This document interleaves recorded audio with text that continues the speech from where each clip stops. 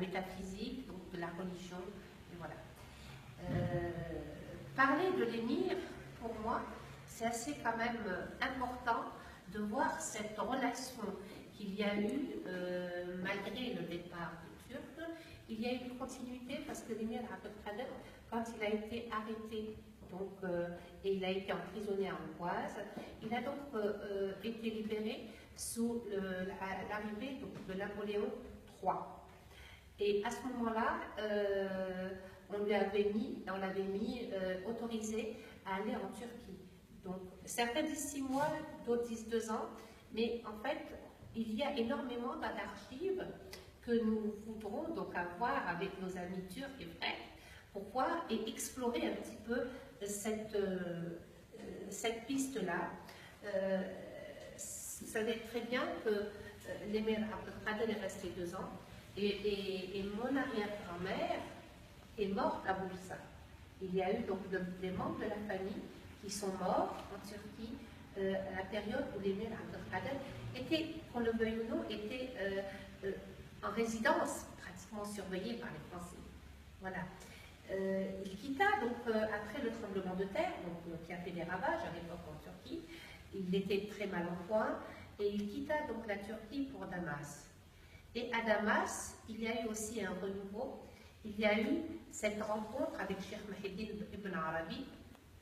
Et là, l'émir Abdelkader fait un travail extraordinaire et il est resté donc en connexion avec la Turquie parce qu'il a ramassé les Futuhat al-Makkiya.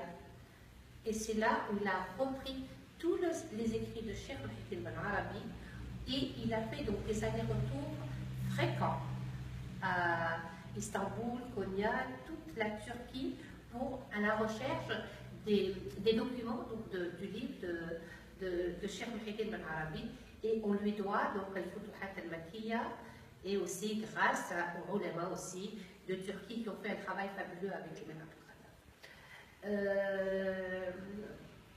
L'émir Abdelkader était donc descendant du prophète sallallahu alayhi wa sallam.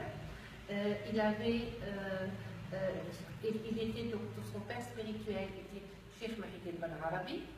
Il était très proche de Maulana donc spirituellement, qui était donc à Konya. Il a fait des retraites même, on dit donc à Konya, donc il est allé donc visiter et il est resté je crois quelques jours même là-bas. En relation avec la Turquie, il y a eu le sultan Abdelmajid qui lui a offert donc des médailles et des lettres de félicitations, parce que vous savez que l'émir Abdelkader, quand on parle du droit humanitaire, l'émir Abdelkader était précurseur du droit humanitaire, bien avant les Dunans. Donc quand on parle de l'émir Abdelkader al-Jazairi, on parle de l'islam, on parle de l'apogée de l'islam et ce qu'elle a pu être à cette époque-là.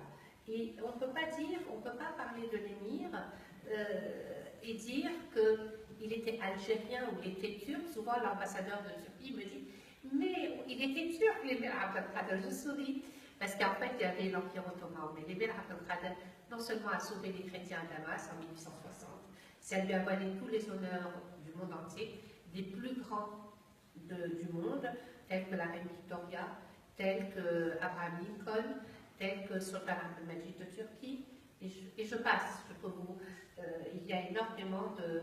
Et là, l'émir Abdelkader est rentré encore une fois dans l'histoire avec le précurseur des droits humanitaires. On lui avait posé la question à l'époque. On lui avait dit, comment vous, émir Abdelkader, qui avez combattu chez vous les chrétiens, aujourd'hui vous les sauvez? Il a répondu, je n'ai pas combattu les chrétiens, j'ai combattu le colonisateur. Et ma religion me dit, celui qui sauve un humain sauve l'humanité tout entière. Et celui qui tue un humain tue l'humanité tout entière. Voilà, c'était les principes de l'émir Abdelkader.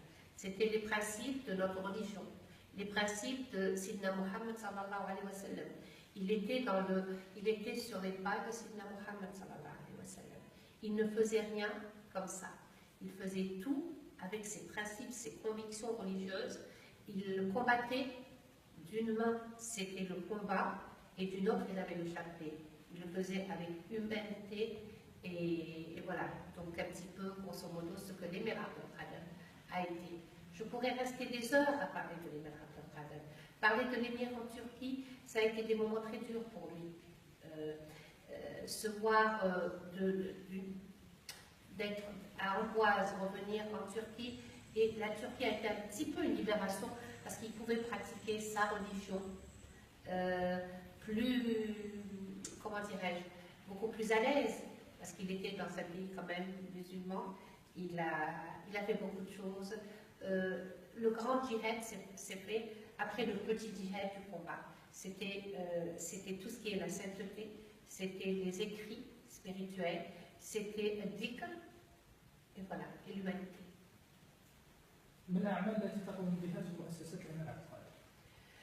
Écoutez, la Fondation Émir Abdelkader existe depuis 1991. Nous travaillons, nous n'avons pas cessé de travailler depuis. Avant, il y avait donc un groupe, c'est toujours, on se relaie, donc de la famille, mon ex-mari, mon père, il y a moi en ce moment. On ne s'arrête pas donc de travailler pour promouvoir notre histoire de l'Algérie, faire connaître notre histoire, parce qu'à travers Émir Abdelkader, il y a les relations des Turcs, il y a des relations avec la France, il y a toute une histoire derrière tout ça, jusqu'à l'Algérie, donc indépendante, jusqu'à 62. Donc nous faisons des colloques, nous avons fait énormément de choses avec pas mal de pays, comme Mexico, là où vous irez, vous trouverez une place Émir Abdelkader, le buste d'Émir Abdelkader à Caracas, donc Venezuela. Vous irez à Cuba, les places de l'Émir Abdelkader en France, maintenant, juste à côté de la mosquée de Paris, vous verrez donc, une place Émir Abdelkader, à Lyon, à Pau, chez vous, donc en Turquie également. Il y a l'Émir Abdelkader n'appartient pas rien qu'à l'Algérie, bien qu'il est algérien, et on en est fier, et on le garde, mais il reste pas universel.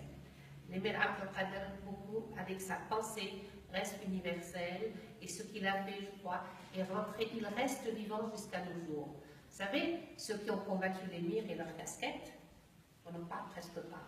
Mais l'émir Abdelkader, jusqu'à l'heure actuelle, il n'y a pas un jour où il n'y a pas des écrits, il n'y a pas à travers le monde, il n'y a pas des colloques, il n'y a pas des rencontres qui parlent de l'émir Abdelkader. Donc vous voyez comment des érudits pareils, des hommes qui ont marqué leur temps, leur époque et leur religion. On peut dire qu'il y en a eu trois à l'époque. Le Cheikh Chamil de Caucase, le Émir Abdelkader et Mohamed Ali Pacha d'Égypte. Ils ont beaucoup marqué le 19e siècle avec leur courage et leur travail.